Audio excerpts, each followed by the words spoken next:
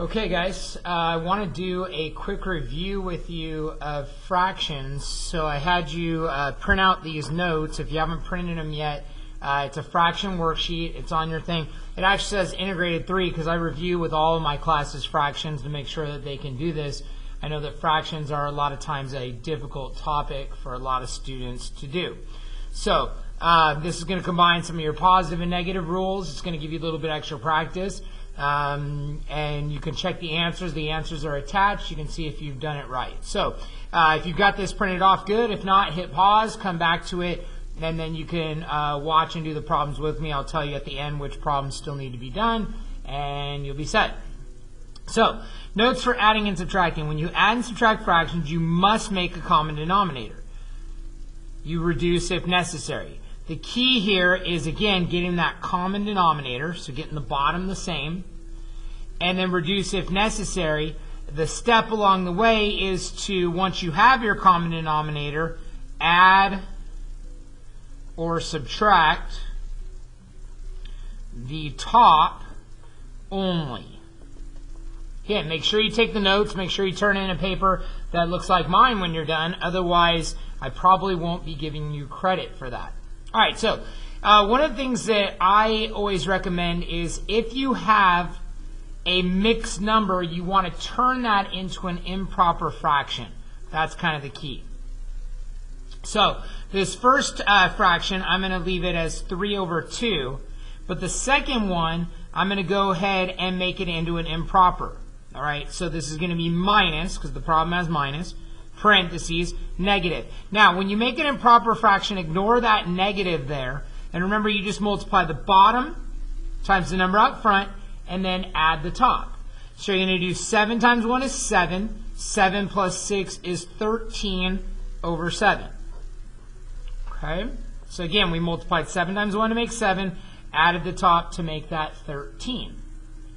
Okay, so now, a negative negative next to each other turns into a positive. So we're going to add that.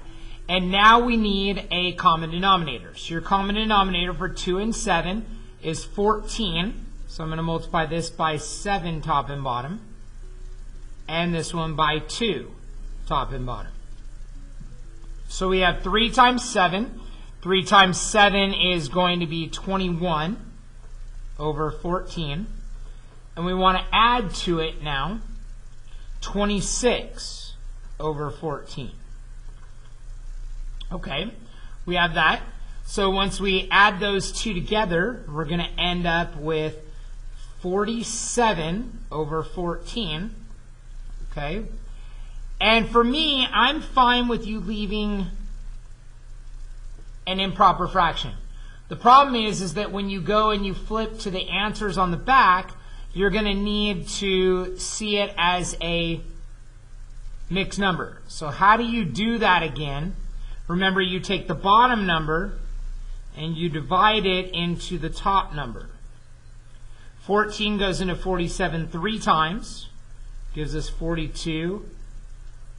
With 5 left over, remember you write it as 3 and 5 over 14.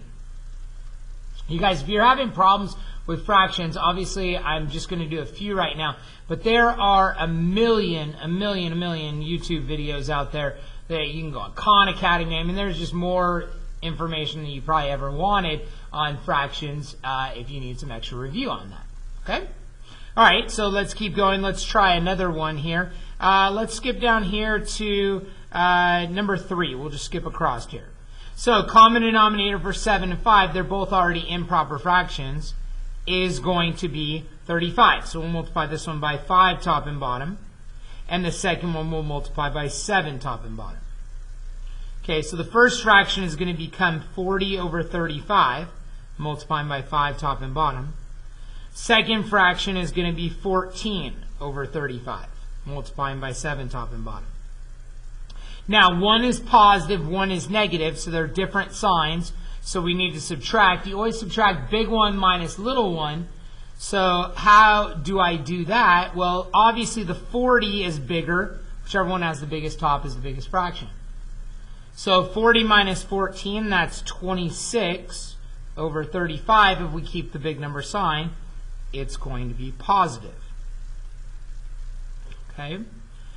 Now let's go ahead and work on number 5 here. So we're going to have 7 over 4, subtract, and now you want to multiply. 4 times 3 is 12. 12 plus 3 is going to be 15 over 4.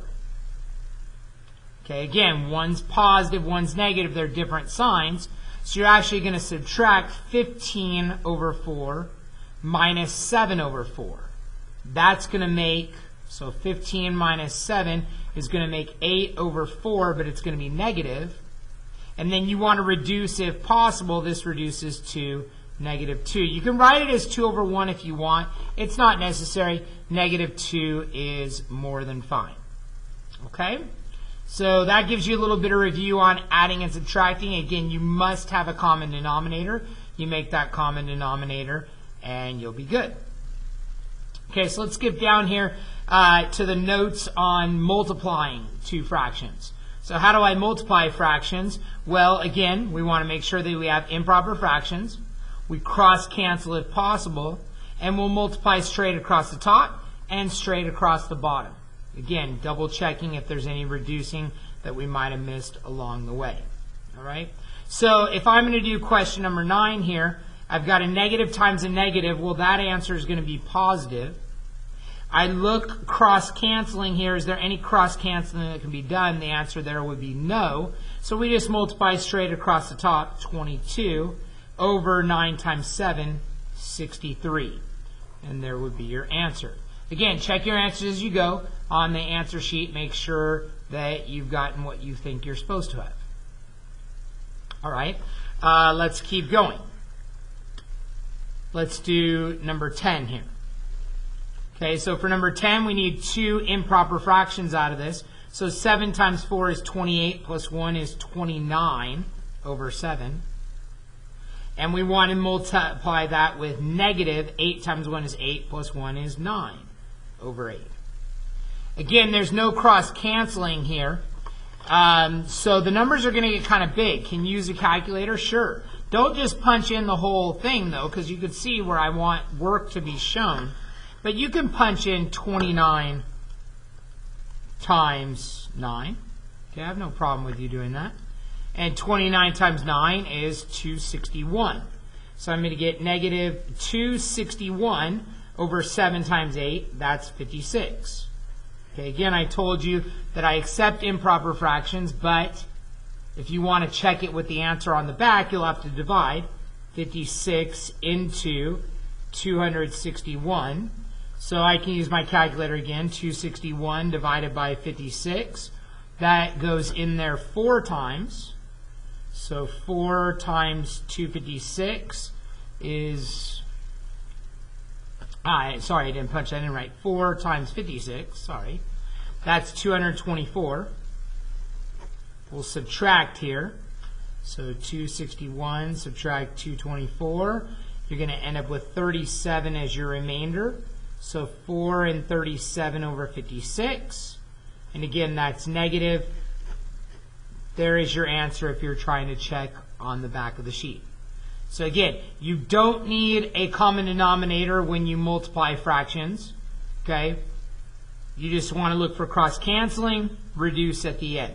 Okay? Now, we didn't have any with cross-canceling yet. We will have some of those in just a second. So let me show you what's going on with that. So rules for division, let's move on to that. Again, it's just like multiplication. The difference is, though, is that you're going to multiply by the reciprocal of the second fraction. So the one you're dividing by is the one you're going to flip. All right, so go ahead and flip to that second page.